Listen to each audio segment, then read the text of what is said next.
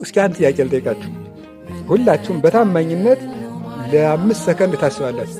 ሲበሽቃችሁ መጀመሪያ የምታደርጉት ምንድን ነው? አስቡ ትንሽ። እሺ 10 ሰከንድ ላድርገው፣ 30 ይሁን። እሺ 1 ደቂቃ። ሲበሽቃችሁ ምንድን ነው የምታደርጉት? እስኪ አስቡ ትንሽ። እስቲ ሲበሽቀው ውዳሴ ማርያም የሚያነሳ ሰው አለ? አሁን ይኖራል? የለም አይባልም መችስ። እግዚአብሔር ሰው ሞልቶታል። ግን በአብዛኛው አይመስለኝም። መትከንከን ነው። በሳሩ መሬቱን ቁፍር ቁፍር ቁፍር ቁፍር ቁፍር ቁፍር፣ እጣትን ጠሽ ጠሽ ጠሽ ጠሽ ማድረግ፣ በእግር መሬትን ተም ተም ተም ተም ማድረግ። በቃ እንደዚህ ያለው መፍትሄ የሌለው እኮ መቧጨር ነው ዝም ብሎ። ወንድሜ ውዳሴ ማርያምን አንሳ፣ ተፈሲ ብለህ 5 ደቂቃ ከቆየ ልብህ ጸጥ ይላል። ይኸው አሁን ጣና አሁን ረጋ እንዳለ ነው እንደሚታይ። ማታ ነው የሚመጣበት።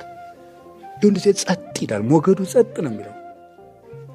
ደስታ ናታ የእመቤታችን ስም። እውነቴን ነው የምነግራችሁ። ደስታን የተሸከመች ነው።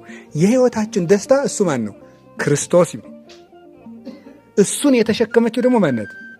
እመቤታችን። ስለዚህ ድንግል ማርያም ለምንድን ነው በድንግል ማርያም የሚኖር ደስ ይለዋል የሚባለው? በእሷ ስም የሚጾም ሰው፣ የእሷን ስም የሚያመሰግን፣ እሷን እናት የሚያደርግ ሰው ደስ ይለዋል። እና ብዙ ጊዜ ስለ እመቤታችን እዚህ ውስጥ ያለ ሰው በጎ ሕሊና እንዳለው የታወቀ ነው። ጉዳዩ ግን የምናደርገው ነው የሚጠፋል። እና በእሷ ሁነ ደስ እንዲለ ምን እናደርገው ነገርኳችሁ።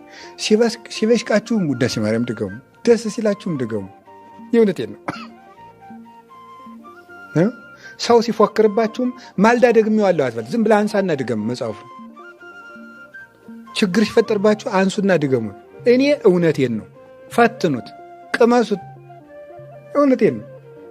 ዝም ብለው ውዳሴ ማርያም ሰው የሆነ ሰው ቆይ እንገናኛለን አለ አይደል? ሂድና ድገማት የዕለቷን ውዳሴ ማርያም። ኋላ ተገናኙ፣ ችግር የለም። እውነት እንዴ ገባሪ ተሰላም እኮ ናት። ሰላም ምድርና ሰማያት የታረቁ እኮ በሷ ማህፀን ነው። ሰውና እግዚአብሔር የታረቁ በድንግል ማርያም ማህፀን ነው። እግዚአብሔርና ሰው ተዋህዱባት እኮ። የተዋህዶ እናት እኮ ናት። ከሷ ማህፀን ተዋህዶ ተደረገ። መለያየት በሷ ማህፀን ጠፋ። አንድነት በድንግል ማርያም ማህፀን ተጀመረ። ከዚህ የተነሳ ነው እኮ ሁከትን ሁሉ ጸጥ የምታደርገው እመቤታችን ነው። አላችሁ የሀገራችን ሁከት ሁሉ ያጥፋልን መድኃኔዓለም፣ ሰላም ይስጠን።